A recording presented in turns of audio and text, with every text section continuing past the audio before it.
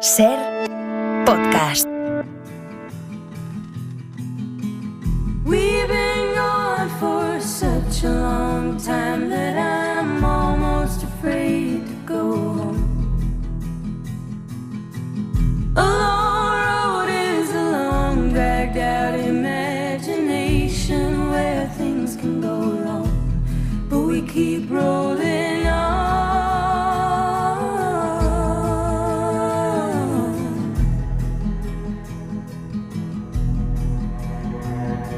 No, doctor, but if I was guessing, I'd say it was just growing pains.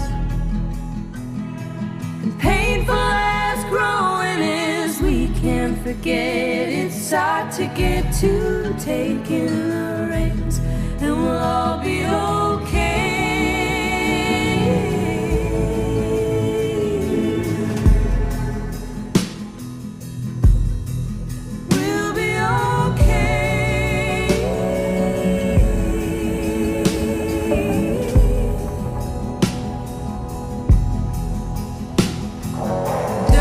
Trails can lead you to a golden road, I've been told. Can't remember who it was, but all she spoke will the pay for thoughts leave me broke. 'Cause everyone's around and I'm still alone. Everyone's around right now and I'm still alone. Juanjo Millas, buenos días, Juanjo, ¿cómo estás? Buenos días. Pues mira, con muchísimo sueño. ¿Qué me dices? Pues sí, porque he dormido poco y poco y mal. Pues que verás lo que ocurrió. Ayer me meto en la cama y me pongo a escuchar en podcast en la entrevista que hicisteis por la mañana a la filósofa esta Vanessa, Lea Ypi. Uh-huh. Y claro, es una historia que me dejó, en fin, me dejó despierto y dándome vueltas al asunto. En fin, para quien no la escuche, la resumo si te parece, ¿no? Sí, sí.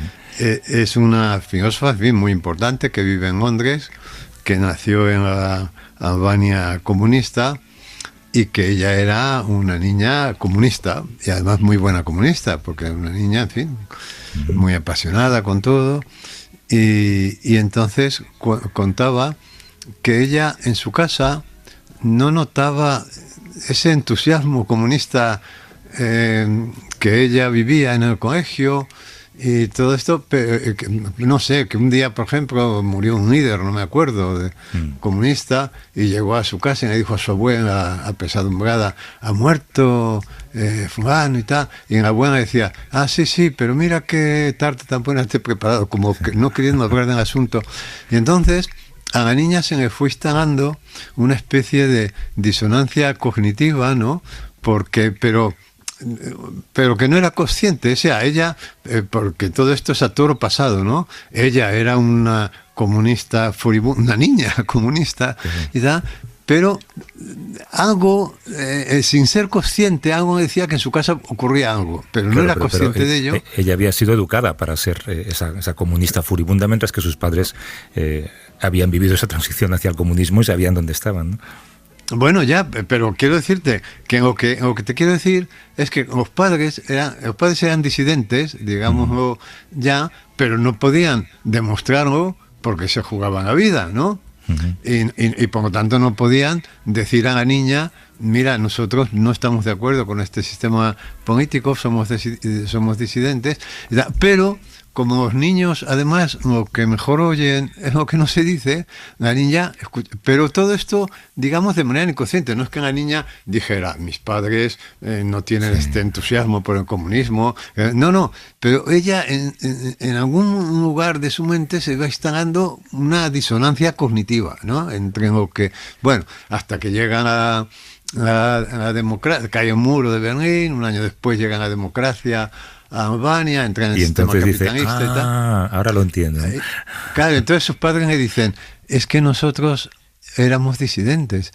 Y entonces ella, en el primer momento se enfada porque dice, ¿cómo no tuvisteis confianza en mí? Luego comprende que habría sido un disparate decirle a una niña, hacer vivir a esa niña esa esquizofrenia de la disidencia en casa y fingir en la escuela, lo cual, y entonces, pero claro que también podía haber pensado, cuando sus padres me dicen éramos disidentes, podía pensar, a ver si ahora son espías, a ver si ahora son espías, ¿no? Claro, entonces Pero, como que te ha quitado el sueño porque has pensado que a lo mejor tú vives en un mundo que no es el que crees que vives.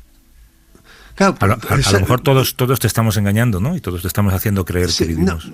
no he llegado a ese grado de paranoia. No, que primero me he acordado de Claudia, ¿te acuerdas? Nuestra Ay, sí. argentina, que era de Tu nombre no es tu nombre, que también sufrió un cambio de identidad y porque vivía secuestrada por una pareja que quería que eran sus padres, ¿no? Cuando había sido una niña robada a su padre, bueno, no, pero luego, he pensado en esto, de hasta qué punto todos tenemos episodios de estos de disonancias cognitivas, que es esta situación en la que tiene en la cabeza dos ideas que se excluyen, ¿no? Y que tienes que convivir con ellas, y además una de ellas a veces de una de ellas no eres consciente, ¿no? Es decir, notas algo, que es lo que me pasaba a Lea Ypi, ¿no? Que lo cuenta muy bien. Yo recomiendo a todo el mundo que escuche esa entrevista porque es fantástica, ¿no? Y es muy inquietante. Lo cuenta muy bien. O sea, ella notaba algo, pero ella no era consciente, no podía poner palabras a un sentimiento que tenía, pero que no sabía. Y entonces, y claro, dándole vueltas anoche en la cama a esto, ¿no? De cómo vivimos. Y me he acordado de algo pues muy próximo, que yo mismo he vivido como una idea, y todavía en cierto modo la vivo como una contradicción, ¿no? Cognitiva, ¿no? Y es el hecho, por ejemplo, de que estemos viendo, en fin, este genocidio que se está practicando por parte de Israel, ¿no? Contra la población palestina. Y claro, tú ves, te sientas a ver un telediario y la terminología que utilizan es como que los ataques de Israel a la población palestina son como acontecimientos atmosféricos, es decir, como si ahí no hubiera una idea clarísima de exterminio, ¿no? De exterminio sistemático de un grupo humano, que es la definición de genocidio, ¿no? Y entonces dices, pero bueno, si esto es claro, entonces tú, como persona de orden que eres, estás oyendo ese lenguaje, no digo que sea en todos los medios, pero sí en muchos telediarios, ¿no? De cuidado, no hay que criticar lo de Israel, porque criticar con lo de Israel es colocarte del lado del terrorismo. Todo Occidente parece que empieza a haber fisuras, por fortuna, todo Occidente, pero bueno, que tienes que convivir con esa disonancia cognitiva, ¿no? Estás viendo que esta noche han muerto 27 civiles, ayer 200 y pico, que no ha quedado un edificio civil en pie, que los israelíes dicen iros hacia el sur, y cuando se están yendo hacia el sur bombardear en sur, que les dicen iros a un campo de refugiados y bombardean el campo de refugiados. Ves a los niños. En el caso de Lea Ypi, ella sí que reconoce que hay un momento en el que son, creo que lo describía de esta manera también muy bonita, como piezas de un puzzle que están en el aire y de repente caen encima de una mesa y se colocan y se da cuenta de la realidad. Pero en el caso que tú comentas, yo me lo pregunto muchas veces, ¿qué tiene que pasar para que quienes no consideran lo que está pasando terrorífico y un acto de exterminio? No, y un genocidio. Sí, ¿qué tiene que pasar? O sea, ¿qué tiene que ocurrir para que esa gente, ¿no? Porque en el caso suyo, claro, pero entonces pasó algo, la caída del comunismo. No, en el caso de... claro, pero ¿qué tiene que pasar para que se empiece a utilizar el lenguaje que corresponde a los hechos que estamos viendo? Porque claro, se te crea una disonancia. Yo, por ejemplo, oigo, se han liberado 310 secuestrados de Hamas, que efectivamente eran 10 secuestrados, ¿no? Porque eran gente a la que habían secuestrado y además, sin piedad ninguna, y niños, ancianos, se han liberado a 10 secuestrados a cambio de 20 presos de Israel. 20 presos, pero si salen niños que estaban en las cárceles de Israel por haber tirado una piedra. Y que, de 8 años algunos, y que además no tenían acusación, no tenían abogado, no tenía, quiero decir que quiero decir que eran secuestrados también, ¿no? A mí me parece que hay una especie de ausencia de espíritu crítico. Yo me acuerdo mucho después del 11S, digamos que hubo un periodo en el que la opinión pública mundial le permitía a Estados Unidos hacer determinadas cosas, como por ejemplo invadir Afganistán, ¿no? Pero tardó muy poco la opinión pública mundial en darse cuenta de que un acto terrorista no justifica cualquier cosa. Yo creo que estamos ahí. En algún momento habrá que llegar a ese criterio justo con Israel, ¿no? Un acto terrorista no justifica cualquier cosa. Ahora que ha muerto Kissinger, ¿no? Todo el mundo reconoce, y ya reconoció en su momento, la participación de Estados Unidos en el golpe de Estado chileno, y en fin. Pero claro, nosotros como Israel forma parte de Occidente, de nuestro mundo, pues es que todos los nuestros todos tienen que ser buenos, ¿no? Pero claro, y luego llega Pedro Sánchez y hace una heroicidad, claro, en el contexto en el que estamos, que es decir, simplemente, con muy buenas palabras, es insoportable este número de muertos. Cada 10 minutos muere un crío. Es insoportable, y resulta que eso provoca un escándalo en la oposición, o sea, una cosa tan digna, que es decir, esto es insoportable. Esto tienen ustedes que pararlo, tenemos que pararlo, tenemos que hacer algo.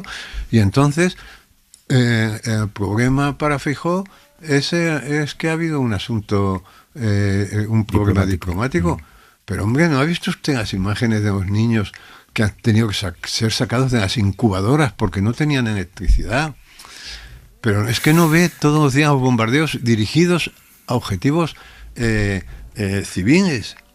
Es que, y entonces no, el problema es, bueno, yo pienso que ha tocado pagar el pato a Pedro Sánchez, pero ya se empiezan a escuchar voces. Macron dice, mire, si ustedes pretenden acabar con Hamas a base de matar población civil, van a acabar antes con la población civil. Incluso ya me parece que ayer por la noche o esta noche, ¿no? Estados Unidos ha dicho de un modo así, pero muy delicado, ¿no? Que eviten más víctimas mortales, pero claro, como si las víctimas mortales fueran el problema de un terremoto. No, el problema es que hay un plan de exterminio organizado de una etnia, y ya está. Y eso en Occidente no está provocando. Y yo, claro, me siento a ver el telediario y te lo juro que lo digo esto todavía con ciertas reservas, ¿no? Porque claro, se me produce una disonancia cognitiva cuando oigo el lenguaje que se utiliza, que digo, pero bueno, ¿por qué no se adecua en las palabras a la realidad de lo que está pasando? ¿Será que yo estoy equivocado? Porque además muchas veces ocurre esto, que las disonancias cognitivas, una de las zonas de esa disonancia no está clara, porque dices, bueno, yo al final no soy un geoestratega, no soy un analista político, ¿no? Pero claro, estoy viendo. Y entonces se crea ahí un problema. Entonces me empecé a dar vueltas a esto con la entrevista de la historia. Estoy pensando que igual deberías ponerte un podcast de música o algo, ¿no? Para dormir.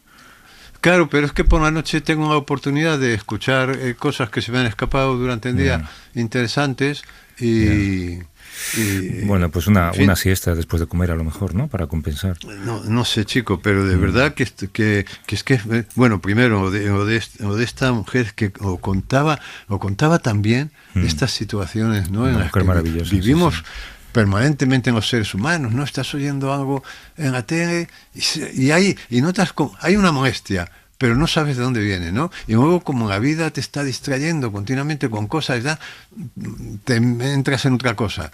Pero eso se queda ahí y se queda ahí haciendo daño. Yo creo, hasta que por fin lo liberas, ¿no? Porque se Dices, convierte en parte de la si es normalidad. esto, no, si es que es verdad, si es que esto es terrorismo, ¿no? Si es que esto es genocidio, si es que esto es exterminio. Dices, qué liberación. Pero claro, todavía lo digo y digo, bueno, pero vamos a ver. Seré yo, piensas, ¿no? ¿Seré yo solo? Claro, seré yo, Occidente actuará, Feijóo se dará cuenta de que esto, en fin, que no importa que se lleven a la embajadora, que lo importante, tío, ahora es denunciar esto, ¿no? Claro, porque además están ahí al lado. Sí, no sé. Bueno, pues, Pues por eso te digo vaya que- nochecita, sí. Pues fíjate, yo una llevo toda la noche- semana pensando en lo que hablamos el otro día de la lipotimia, tú, porque de hecho esta semana he estado viendo tu obra de teatro, Miércoles que parecen jueves. Gracias. Y además me encantó y es muy recomendable en el Teatro Quique San Francisco. Se llama así el teatro, ¿no? Quique San Francisco, sí. El Teatro Quique San Francisco, sí. Sí. Y fíjate que pensé mucho, porque tú y yo hablábamos de esa sensación de agobio cuando vas a hacer algo que te requiere a lo mejor una presencia delante del público, ese momento previo a que te dé una lipotimia, y tú contabas tu experiencia, como alguna vez te había dado. Y nosotros hemos hablado mucho cuando hacemos programas en directo, o incluso cuando estamos en el estudio, de lo que nos pesa sobre nuestras espaldas, ver la luz roja y saberla de gente que está escuchando.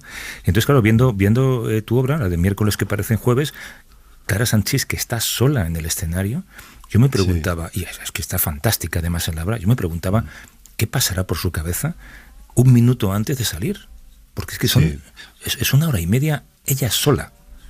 Yo he hablado esto mucho con ella, porque además ella, sabes que está haciendo la segunda temporada en Madrid, que ya la hicimos el año pasado, y como fue muy bien, pues después de la gira hemos vuelto, ¿no? Y entonces yo le digo, oye, tú no te levantas diciendo, me duele la garganta, no tienes miedo a estar acatarrado mañana. O sea, quiero decir que es una responsabilidad tan gorda. Tengo una neuralgia, y yo admiro a los actores y a las actrices por esa valentía diaria frente a su cuerpo, ¿no? Porque además en esta pieza donde ponen, porque además yo no la había visto, fíjate, la pieza la vi en Madrid el año pasado y la he vuelto a ver ahora, y durante este tiempo han pasado cosas, ¿no? Han pasado cosas a la pieza y han pasado cosas a la actriz, y yo cuando la vi dije, el texto se ha hecho carne y habitó entre nosotros. No, porque realmente yo creo que cuando se estrenó hace un año, bueno, pues ella interpretaba muy bien el texto, pero es que ahora el texto forma parte de su cuerpo, forma parte de sus entrañas, ¿no? Pero ¿sabes qué pasa? Tú lo llamas valentía, yo creo que es una absoluta temeridad, y actores como ellos, actrices, son unos inconscientes, porque lo natural sería salir corriendo en ese minuto anterior. Claro, son héroes. Yo siempre digo, oye, pero y me hablaba mucho también con Juan Diego cuando hizo La lengua madre, o también un monólogo mío, y yo me decía, y él me decía, mira, yo cuando tengo una función, lo que hago es que vivo para la función. O sea, se levanta, que es lo que he oído también decir algunos, a Joaquín Sabina, por ejemplo, que hice una entrevista para Canal Plus hace tiempo, decía, no, tú te levantas, o sea, mientras estás actuando unos días, ¿no? Todo gira en torno a eso. De manera que si hace frío no sales por si coges frío, a mínimo síntoma te tomas una pastilla, ¿no? Pero yo creo que es una vida atroz, porque es una vida en la que estás escuchando, estás obligado. Fíjate que los hipocondríacos tenemos esta tendencia a escuchar a nuestro propio cuerpo, y parece que no respiro bien, hoy parece y son tonterías, pero claro, cuando de funcionamiento del cuerpo depende de que actúes esa tarde para una función para la que la gente ya ha comprado entradas, eso requiere o una inconsciencia tremenda. son temerarios, como digo yo, no tienen cabeza. O sea, como actores son buenísimos, pero no deberían. Pero no tienen cabeza, ¿verdad? Sí. Oye, la semana pasada hicisteis este reportaje sobre el cristal y el vidrio, y me envió un correo electrónico un científico del CIEMAT en el que nos daba algunas matizaciones sobre lo que habíais dicho dentro de elogios que, aunque Paqui quiere que los lean, no los voy a leer. Dice que es muy interesante analizar cómo la materia vítrea puede transformarse una y otra vez en distintos utensilios. Y dice, en términos rigurosos, la diferencia entre ambos materiales no radica en su composición, sino en su estructura interna, que es la distribución espacial de sus moléculas, y por tanto en sus propiedades químico-físicas. Que un vidrio tenga plomo en su composición no lo hace cristalino. La cristalinidad deriva del estricto orden espacial de las moléculas. Estas están colocadas en el espacio como los soldados en una formación dispuesta para el desfile. En un vidrio, en cambio, las moléculas están desordenadas, de modo semejante a cómo se dispone la gente en el metro en hora punta o andando por la calle. Es pues una disposición aleatoria. Por ejemplo, el denominado cristal de Bohemia es un vidrio a pesar de contener más de un 24% de óxido de plomo. Acercándose al diccionario de la Real Academia, para un científico, un cristal solo se corresponde con las acepciones 1 y 6. Luego matiza algunas más cosas, diciendo, vaya por delante, que le gustó el reportaje. Pero claro, ya me está dando miedo salir, ¿eh? Sí, es que fíjate, a mí me ha gustado mucho esta rectificación, pero bueno, quiero decir que fue literalmente así. Yo me pregunté, porque es una pregunta que siempre me hago y pensé que en mucha parte de la audiencia, oiga, ¿qué diferencia hay entre el cristal y el plomo? Dijo, nada, ninguna, prácticamente ninguna, es que el vidrio tiene más plomo. Dile eso a un científico del CIEMAT. Sí. Me lo dijo un ingeniero y ya está, y yo lo solté.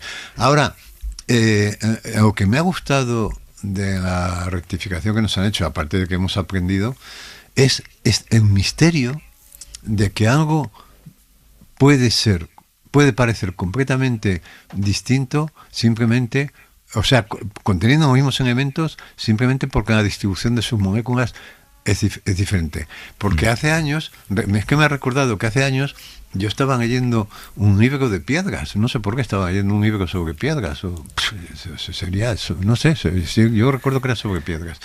Y contaba en ese libro que hay piedras que tú las ves y son completamente distintas, y sin embargo su composición es la misma. ¿Y por qué son distintas? Porque la distribución de sus moléculas es diferente. Y aquello a mí me fascinó, cómo algo puede ser distinto de otra cosa que tiene sus mismos componentes simplemente porque esos componentes están colocados de otro modo. Y es fascinante, ¿no? Y el ejemplo que da de los soldados formados en orden o a gente que va en el metro es fantástico. Es una muy buena comparación, sí. Desde aquí, mira, enviamos un saludo a J.C.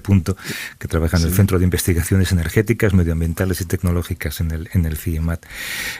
También he estado pensando que no, fíjate que hemos hecho salidas, reportajes, que por cierto esta semana que viene hay alguno muy interesante que ya comentaremos cuando esté acabado, pero nunca habéis hecho un reportaje un poco más espiritual, ¿no? Que tenga que ver con iglesias, con, yo qué sé, con...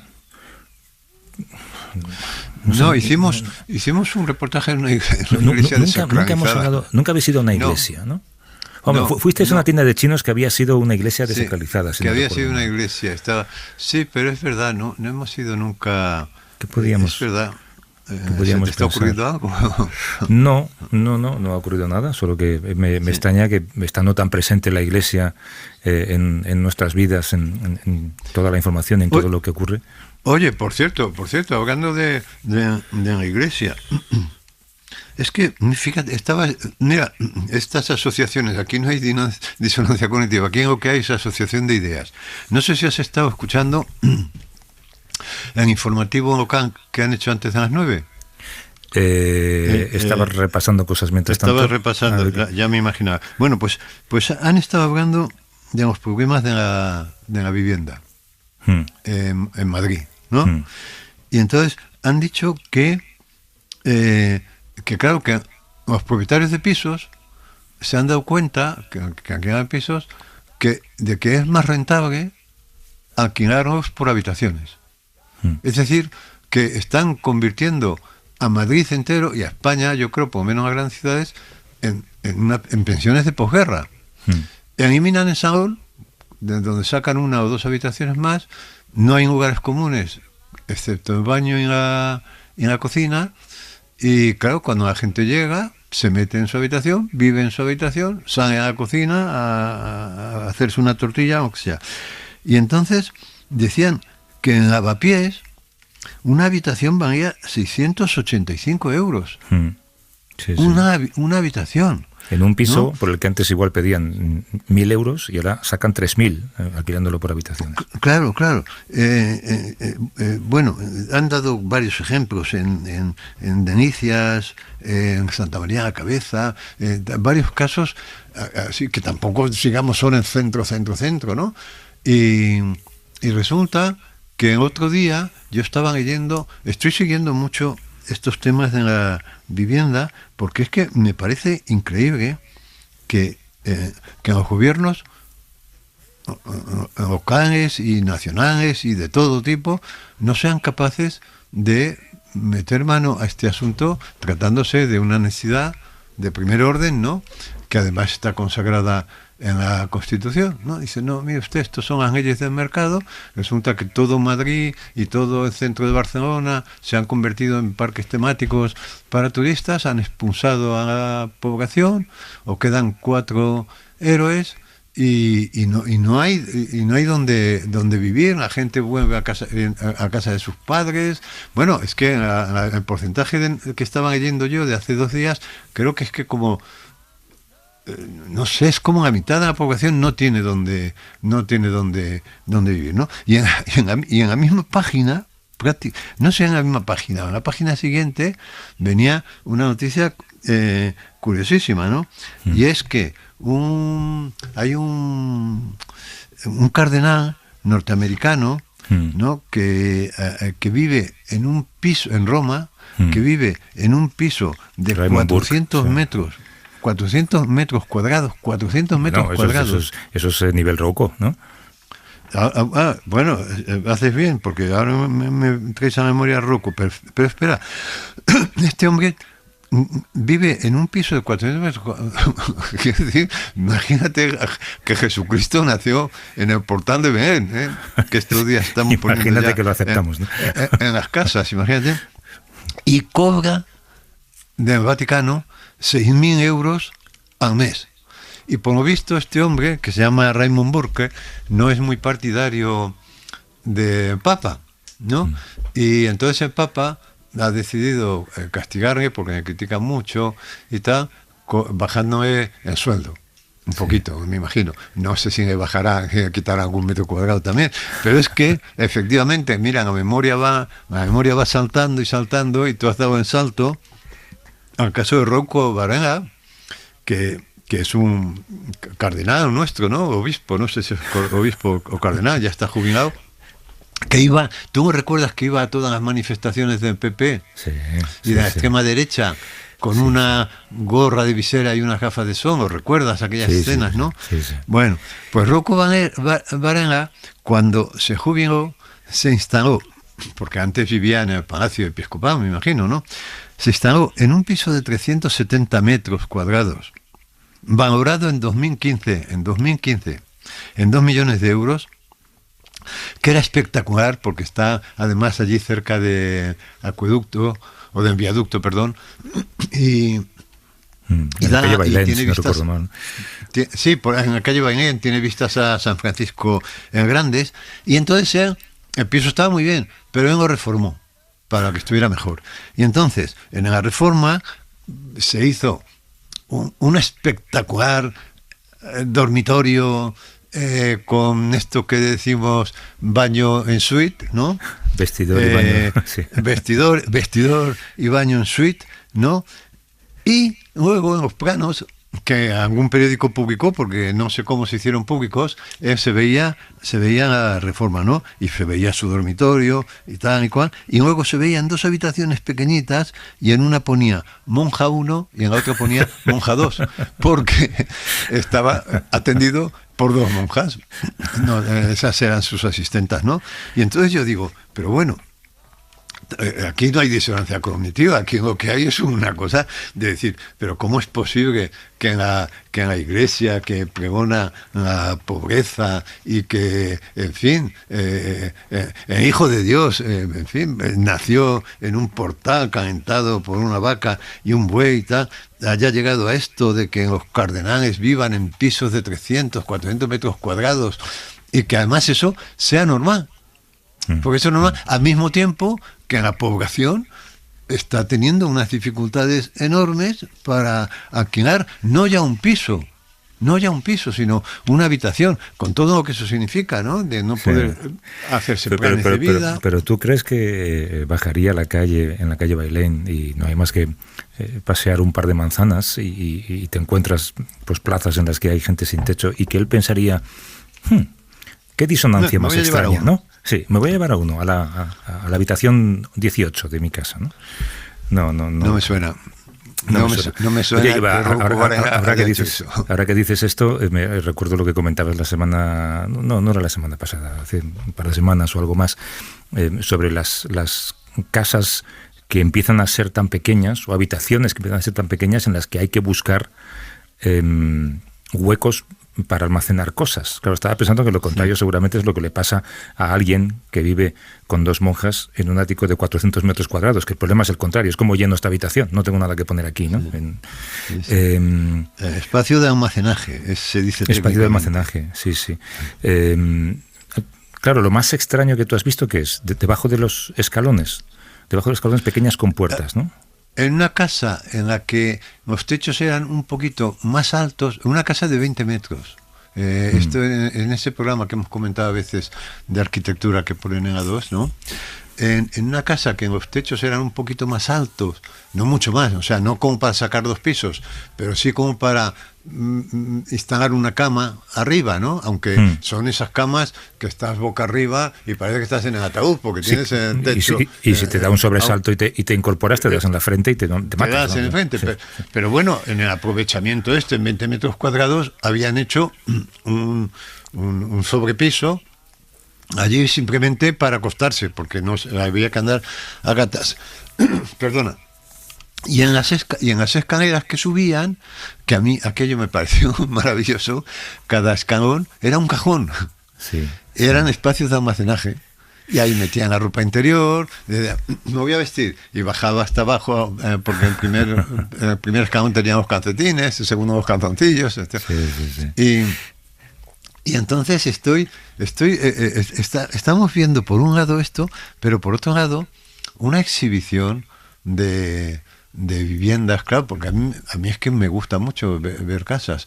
A mí también. Y entonces, porque en la casa, en cierto modo, yo creo, en cierto modo es una representación del cuerpo, es una metáfora del cuerpo, ¿no? Del mismo modo que nosotros protegemos nuestras vísceras, nosotros nos convertimos en las vísceras de la casa, ¿no? Y en este programa de A2 ahora están poniendo grandes mansiones, ¿no? Gente que se ha hecho casas alucinantes, ¿no? Qué falta de pudor mostrarlo por televisión, ¿no?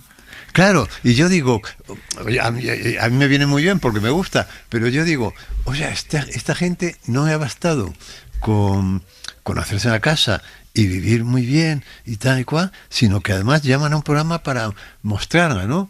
Y me pregunto, ¿será que al final no están tan satisfechos? Porque claro, si estuvieran tan satisfechos, ¿qué necesidad tendrían? Ahí estás buscando el consuelo del espectador, pensar que son infelices. No, hombre, no, que por supuesto que yo creo que todo el mundo tiene que tener una casa y tal, pero pienso que esta frase que decía Lacan, que decía que el deseo no tiene objeto, en el sentido de que cuando tú alcanzas algo que has deseado mucho, porque esta gente a lo mejor se ha pasado 4 años haciéndose una casa rarísima, ¿no? Cuando tú has alcanzado algo que has deseado mucho, eso siempre suele venir acompañado de una ligera depresión, que es como una voz que te dice, no era esto, ¿no? Sino era lo que esto representaba, ¿no?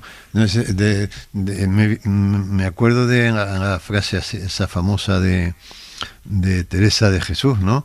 Que decía que había más llanto por las oraciones, por las plegarias atendidas que por las no atendidas, ¿no? Que a veces uno está rogando a Dios que le dé no sé qué, Dios se lo da y eso resulta que es su desgracia, ¿no? Entonces esta gente que llama, claro, porque esta gente muestra monstruosidades, no es que muestre un piso de 180 metros cuadrados, ¿no? Es opulencia en su máximo esplendor. Es que muestra y yo me pregunto, ¿qué necesidad? O sea, ya no disfrutaban de esto, ¿no? Bueno, me alegro porque sale un programa estupendo de televisión, pero no eran felices. No eran felices y entonces, como no eran felices, tienen que llamar a la televisión para constatar que son felices, ¿no? Dicen, miren ustedes, porque además sería un disparate no ser feliz aquí. O sea, ya queda, y queda como certificado. Somos felices. José Antonio Alonso es arquitecto de interiores en Estudio Arini. ¿Cómo estás, José Antonio? Buenos días. ¿Qué tal? Buenos días, ¿cómo estamos? Hay muchas tendencias en la arquitectura muy curiosas y algunas tienen que ver incluso con estos episodios de desigualdad inmobiliaria que estamos hablando, ¿no? Pero claro, las camas no son lo único que han cambiado en los dormitorios. Ahora se quieren, por ejemplo, baños mayores y dormitorios menores, ¿no? En Exactamente. Tamaño. Sí. Les ha dado la vuelta a la tortilla y en el siglo XX, que normalmente los baños ocupaban un espacio residual, ahora la gente quiere lo contrario. También estamos hablando de los contrastes que hablabais ahora mismo, ¿no? De viviendas de la población media, pues de 70, 80, 90 metros cuadrados, así te vas al otro extremo, en proyectos que entran en nuestro estudio, pues viviendas de 1000, 1200, 800 metros cuadrados, ¿no? Ahí los problemas son distintos. Bueno, de hecho, para mí existen, no hay problemas. Sí, pero problema de movilidad, o cómo vas de un extremo a otro, si no es en patinete. No, un problema de escala, básicamente, ¿no? Pero sí que la tendencia ha cambiado, sobre todo en dormitorios un poquito más reducidos y en espacio de baños para el disfrute, y pasa exactamente lo mismo en el tema de la cocina. Sí que es verdad que la cocina yo creo que ha recuperado el protagonismo que tenía en los años 80, cuando era un espacio de reunión familiar, yo creo, donde sucedían muchas cosas en las casas y te sentabas en torno a una mesa, que es donde pasaban las cosas en familia, ¿no? Pues yo creo que eso, afortunadamente para mí, creo que está volviendo. También seguramente gracias a algunos programas de televisión que muestran unas reformas de cocinas maravillosas. Ahora hablamos un poco, José Antonio, del aprovechamiento, que es esta idea que tiene Juanjo, pero ¿te ha pasado lo contrario? Que a algún cliente le tengas que decir, hombre, ¿para qué quiere usted 3 zonas de servicio? Sí, no. Te pasa. Al final, para mí, la clave está, independientemente de tener 90 metros o tener 200 o tener 500, en el uso del espacio, ¿no? Y yo creo que en nuestra profesión, además, es clave saber entender al cliente, al que llega a nuestro estudio, para utilizar el espacio, utilizar la casa. Cada vida familiar o cada matrimonio o cada familia, cada unidad familiar vive de distinta manera y tiene necesidades distintas. A partir de ahí se trata de saber usar el espacio. No tiene sentido crear en una casa de 800 metros porque te sobre un espacio, una biblioteca, cuando, pues no sé, cuando el que vive o el propietario de la casa no lee, ¿no? Entonces yo creo que la clave está un poco en el uso del espacio, independientemente de los metros. A casas pequeñas se le saca un aprovechamiento siempre y cuando aciertes en cómo vive ese propietario o esa familia. En Estados Unidos, en el mercado inmobiliario, hay este concepto que tú conocerás, que es el del downshifting, lo llaman, ¿no? Es cuando llegas a un momento en tu vida en donde te apetece reducir el espacio en el que vives, básicamente lo que te has pasado. Has ganado mucho dinero, ¿no? Perdona, Javier, ¿has dicho? Sí. Cuando llega un momento en tu vida en que tus hijos se van de casa y tú no necesitas una casa de 1200 metros cuadrados, ¿no? Y entonces quieres reducir el espacio en el que vives. ¿Esto es aplicable también aquí, Juan Carlos? ¿José Antonio? Bueno, se hacen las casas pensando un poco en el futuro, ¿no? Sobre todo en clientes de edad media, de entre 40, 50 años, que hacen un poco muchas veces las viviendas pensando, te hablo cuando son viviendas de más de una planta, que estabas comentando, ¿no? El reducir luego espacios pensando en dejar de utilizar una zona de la casa y solo usar la otra, ¿no? Incluso a nosotros nos ha llegado a pasar que en principio, cuando empiezas a hacer viviendas de este tipo y ahí te llega la primera vivienda vivienda en tu vida, que haces de 700 metros y las mismas incógnitas que hablabais antes, de decir, joder, ¿y qué pones en 600 metros cuadrados? Lo que cambia básicamente es la escala, pero el espacio al final tienes que aprovecharlo de alguna manera, ¿no? Y donde en un salón de 30 metros pones un sofá de 2 metros, pues en un salón de 100 metros pones un sofá de 5, pero los elementos siguen siendo los mismos, es decir, también, y nos ha pasado también, y es curioso, en viviendas de alto standing, o que comentabais eso, de gente de poder adquisitivo alto, de incluso querer separar donde viven los hijos o donde están los hijos en la casa, llevarlo a una zona donde está el personal de servicio, que es el que se encarga de los hijos, o la au pair, y ellos están en otra zona completamente distinta e independiente. Claro, muchas veces decía, joder, y si el niño llora por la noche, no te levantas tú, que eres su padre. Yo no me levanto, se levanta la au pair. Va la monja uno. Desde mi punto de vista no encaja en mi forma de vida, ¿no? Se hace un poco extraño. Te piden de todo, la verdad. Hasta habitaciones del pánico, o sea que con eso te cuento que... Tú no estarías a gusto, Juanjo, en una casa con esos volúmenes y esas distancias. Por mucho que pudieras tener tanta libertad. Me adaptaría, te digo, ¿eh? Como a cárcel. Sí, claro, porque es cuestión de... ahora dice, sería más feliz, pues esto no, que no sé, pero sí, claro, una casa grande te da muchísimas ventajas. Puedes caminar por ella en lugar de salir a caminar al parque, yo qué sé, ¿no? Sí. Y además veo, por ejemplo, algunas en este programa de arquitectura donde tú empiezas a recorrer la casa y nunca o sea, siempre llegas al punto de destino, porque hay varios pasillos que llevan, o sea, nunca tienes que dar la vuelta, ¿no? Y esto a mí me fascina, porque yo vengo de una generación, bueno, decía José Antonio que la cocina antes era un lugar de reunión. Claro, la cocina económica, y era un lugar caliente de la casa también, ¿no? Sí, pero en fin, vengo de un mundo, por ejemplo, donde había pasillos. A mí, una de las cosas que más me sorprendió cuando me fui a vivir solo a un apartamento es que no tenía pasillo, porque para mí el pasillo no solamente era una construcción arquitectónica, ¿no? Era un lugar metafórico, en el sentido de que cuando tú ibas del cuarto de baño a la cocina, o de tu dormitorio al salón, ibas de un sitio a otro de ti mismo también. Es decir, que cumplía una función, pues yo no sé si educativa o formativa, pero era ahora claro, dicen, no, el pasillo es un desperdicio de espacio, ¿no? Porque ahora se aprovecha pero es que en las construcciones estas donde había pasillos, el pasillo cumplía una función, y al fondo del pasillo estaba el monstruo. Era poder escaparte de tu madre cuando venía con la zapatilla. Tenías un sitio donde correr. Ya si no hay pasillo no puedes escapar.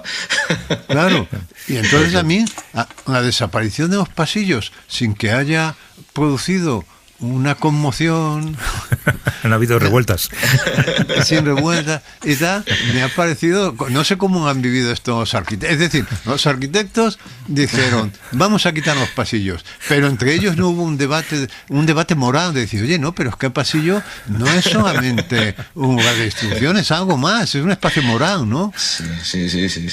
Ahora, tenéis que entender también que la vivienda ha cambiado muchísimo a partir del 2020 con el COVID, ¿eh?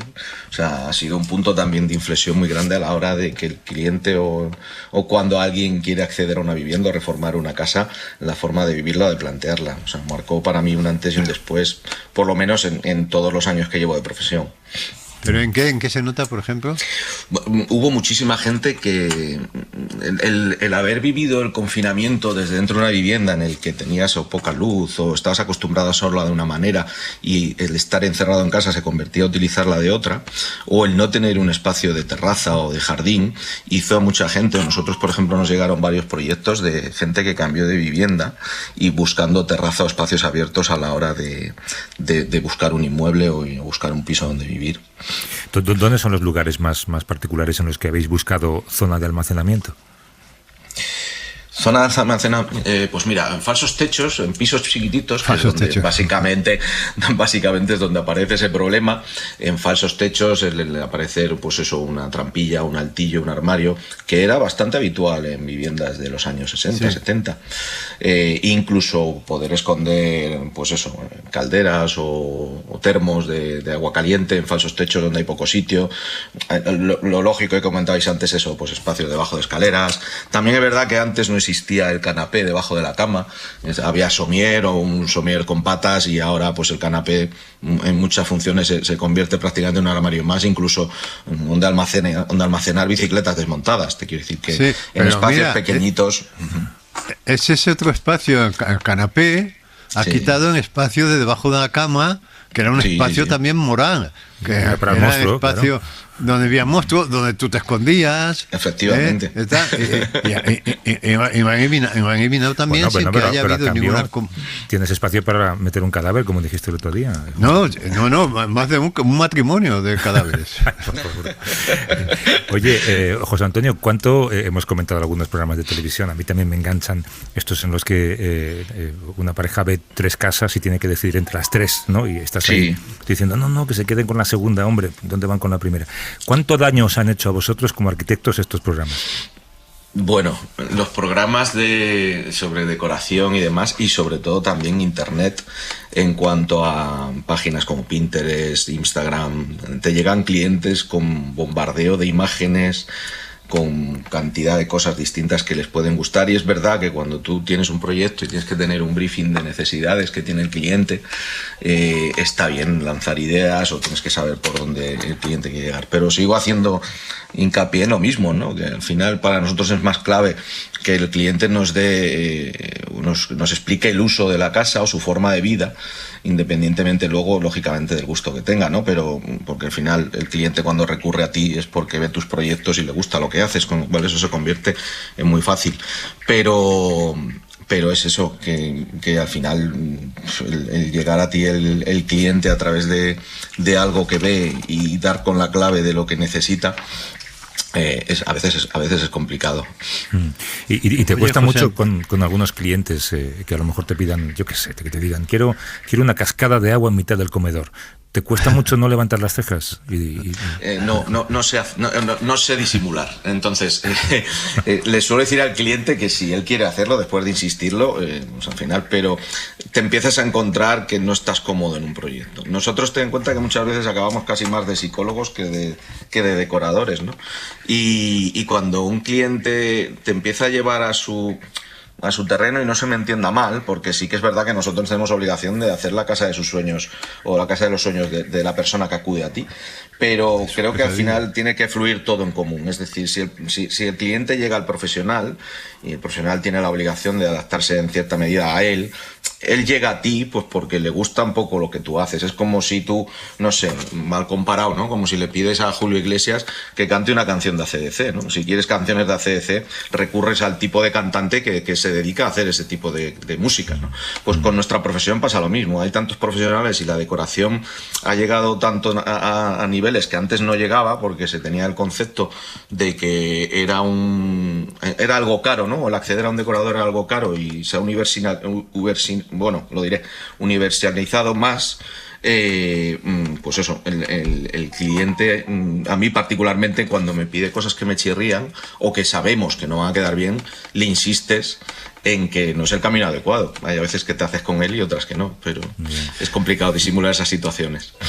No, dices, José Antonio, que es caro, ¿no? Que antes no se recurría a esto, pero es que yo me acuerdo, tú eres arquitecto, pero parece que estás especializado en diseñador de interiores, ¿no? No, soy diseñador de interiores. En diseño de interior. Sí. En Hacemos reformas interior, de todo tipo y hacemos también nueva construcción, colaborando lógicamente con compañeros, porque nosotros no tenemos facultades para ello, pero bueno, hacemos de todo tipo de viviendas, locales. Es y que, demás. no, te decía que yo, como, en fin, tengo más edad que tú, seguramente, más que Pino, desde luego. Y yo recuerdo los primeros diseñadores de interiores, pues claro, esto del diseño de interior aquí es una cosa de antes de ayer, ¿eh? A la posguerra no estábamos para mucho diseño de interior y entonces siempre os recuerdo, el primer diseñador de interiores que yo vi llevaba jerseys de cuello alto, todos llevaban jerseys de cuello alto, ¿no?